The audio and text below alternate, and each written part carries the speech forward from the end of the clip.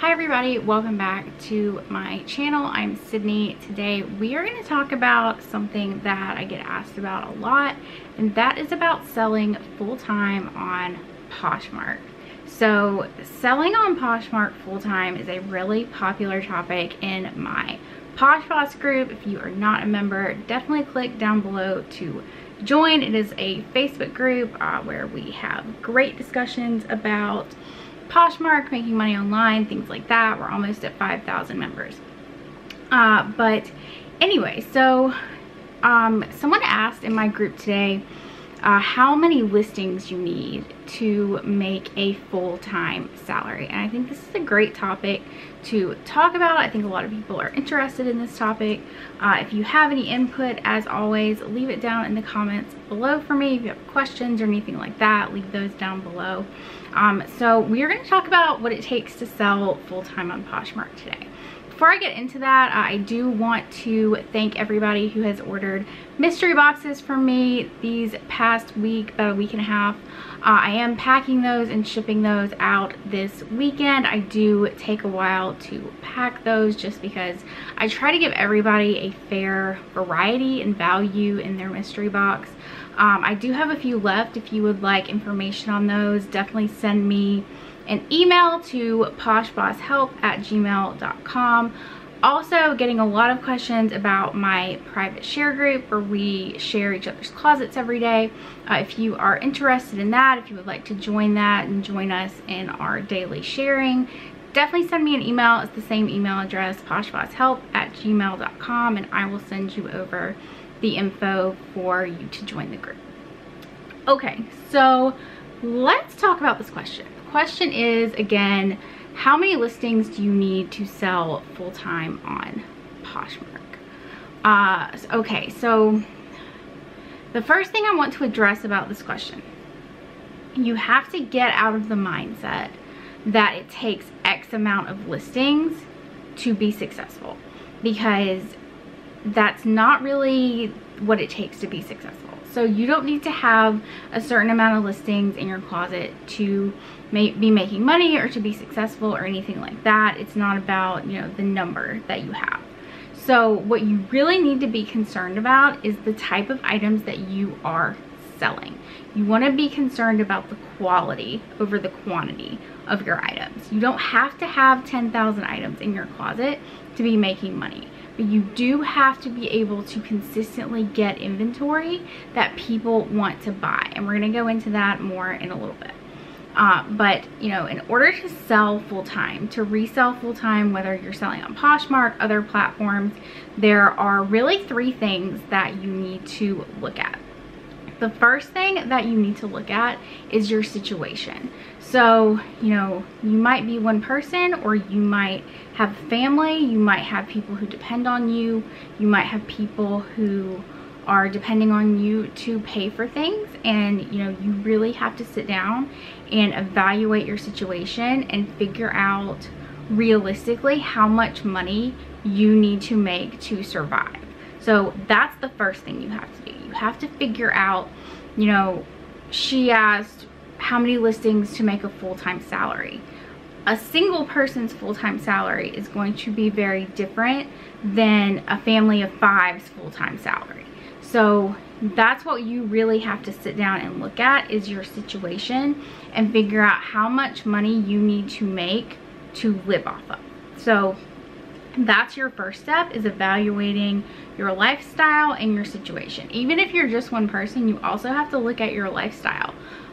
Do you currently have car payments? Do you have debt? Do you have things like that you know, you have to make money to pay for? So for example, myself, when I quit my job to become a full-time entrepreneur, I was one person. I had no car payment. I had virtually no bills, just very bare minimum bills like cell phone, car insurance, things like that. Nothing crazy, you know, no excess credit cards, no excess car payments, no nothing. So I was one person, and I felt very confident about my decision to, you know, stop working for someone else and to work for myself, because I was very confident that I could support myself. I do not have any children, nobody like that depends on me for food or money or anything like that. So, you know, if you do have those things, if you have kids, if you have other family members who depend on you, then those are things that you kind of have to keep in mind. And you have to keep in mind how many bills you have every month and how much money you need to realistically make to pay those bills. The next thing you have to look at, and this is probably the most important factor in, you know, you doing this full time, is your ability to get consistent inventory. So like I said before, it has nothing to do with having a certain amount of listings in your closet, and it has everything to do with your ability to consistently get good inventory. You do not have to have 10,000 items listed to be making sales, but you do have to be consistently listing items every day. If you want to be full-time, ideally you want to list at least 20 items a day for full-time, and that is like bare minimum full-time. Again, you have to sit down and you have to evaluate your situation. If you have kids, if you have excess bills, that number is going to be higher. You realistically need to be listing, you know, 30, 40 items a day, which means you have to be sourcing that much as well. So you have to have access to inventory. You can't just go out and buy 5 or 10 items and list them in your closet and wait until those items sell to go get more. I see a lot of people doing that, and that's not the way to run a business. You have to go sourcing consistently every day. Even if you have inventory that isn't listed, you have to keep sourcing. You have to keep spending money. I see a lot of people talking about how they don't want to get stuck with inventory, but reality is you have to have a lot of inventory, okay? You have to consistently be getting inventory and consistently be listing inventory to keep growing. You don't have to go out and buy 10,000 items at one time, but you do have to be consistently bringing in new inventory. Think about how a Goodwill works or how Plato's Closet works. Those stores are consistently putting new items out every single day. Goodwill probably puts out hundreds of new items a day. They're constantly bringing stuff out. Plato's Closet constantly has people going in there to sell them things, and then whenever those items are sold to them, they are tagged, they are put on the floor for the most part. So, you know, that's kind of how you have to run your business when you are doing this as a business and you want to do this full time. Those are great business models to look at because that is essentially what you are doing, except you are doing this online. So you have to be able to consistently get inventory, and you have to be able to get inventory that people want to buy. And again, you have to look at the quality of that inventory. So, you know, I've talked about this before, but I used to go to a local thrift store that we have here because they would sell items for $1, and I would just go and buy all their dollar stuff, whether it was good inventory or not. And you know, I was essentially wasting money just because I was just trying to buy stuff because it was $1. I wasn't really looking at the quality of the items that I was buying. They were good quality in terms of they didn't have flaws on them, but in terms of the value of them, the brands, things like that, they were not good quality items that were worth my time to be listing. So that is when they stopped doing that $1 sale is when I was really forced to step back and reevaluate my business, and that forced me to look at everything in the thrift store. And then I started making exponentially more money because yes, I was spending more money, but the quality of my items skyrocketed. My knowledge of brands skyrocketed because I was able to, you know, I was looking stuff up, I was learning new things, I was learning men's clothing, which I had never, you know, looked into selling. And you know, that's how you grow. That's how you grow as a seller. That's how you make more money. That's how you start to go into doing this full time. You have to kind of break out of that comfort zone. And I know a lot of people say they don't want to spend money, but you have to spend money to make money. You know, the great thing about reselling is you don't have to go out and spend thousands of dollars. You can go to the Goodwill Outlet, you can go to a thrift store, you can spend, you know, 20 bucks and come home, list it, sell it, use that money to buy more inventory.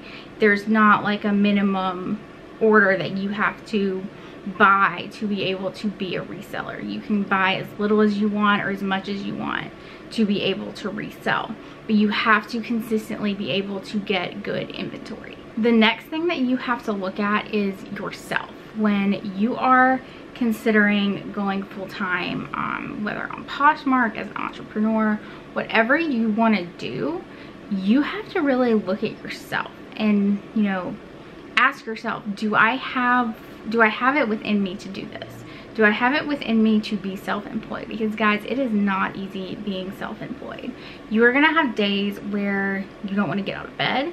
You're gonna have days where, you know, you have to force yourself to work, because if you're not working, you're not making money. So you really have to look at yourself and your work ethic and your stamina and your abilities, and ask yourself, you know, am I able to go out and source every day? Am I able to go out and source and then come home and list items and consistently do this every single day? Because there are some days where the work doesn't stop. Especially, you know, I do YouTube, I have several different streams of income that I work on every single day.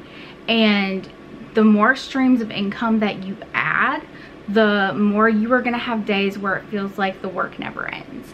And you know, the goal is for it to not be like that forever, but you will have days like that where you are putting in 60, 70, 80 hours a week because you are working for yourself, and that's just how it goes.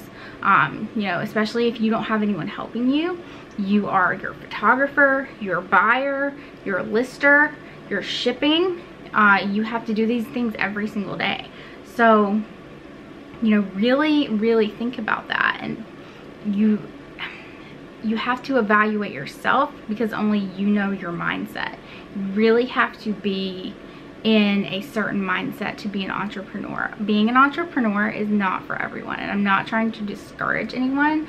I'm just trying to be very realistic. It is not for everybody. You know, I have friends who have office jobs, and they go to their office jobs every day and they get their paycheck and they are totally happy with that. I just learned very early on that I was not happy sitting in one place all day, and that kind of lifestyle was not for me. But it is for some people, and just like being an entrepreneur, that kind of lifestyle is not for everyone. So, you know, you really have to look at all of these things if you are considering going full-time.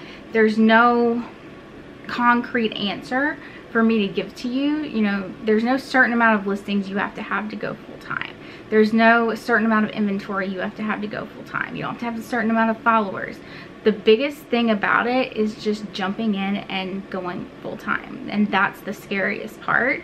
I remember when I was, you know, it was very heavy weighing on me that I needed to quit my job, and that was probably the scariest thing I've ever had to go through. Is to, you know, that was a huge transition in my life where I had this college degree and I didn't want it anymore. You know, I'd worked so hard for this degree because that's what everybody had told me to do. You know, get a biology degree, get this is how you get a job. You go to college, you get a job. And to walk away from that was a very, very scary thing. To have gone to school and gotten a degree, and then to just walk away from it and say, I'm gonna sell things online, it was a very scary thing. So I am completely with you if you're out there trying to figure out if you want to quit your job and do this full time. I will say, you know, if you are in a situation like I was, where you had minimal bills and you didn't have kids, if you're single, you know, that's going to be an easier decision to make versus if you are married and have kids and have to figure out, you know, you also have to think about your partner, and if you have a supportive partner. Ideally, you want to have your partner's blessing to do this full time, because this is definitely a different lifestyle than, especially if your partner has to continue to go to work. Because I was in a situation where I was with someone who did have to go to work, and I felt like this person resented me because I wanted to be self-employed and that I didn't have to get up and go to an office every day. And you know, those types of relationships don't usually work out. So just a lot to think about. Just wanted to be very real with you guys in this video and share kind of what I went through, because if you don't live this kind of lifestyle, if you don't have this kind of mindset, you're gonna face resistance from other people. So be prepared for that as well. So if you guys have any questions, I'm always happy to help. Leave them down in the comments below. You can also email me, and I will see you guys in the next video.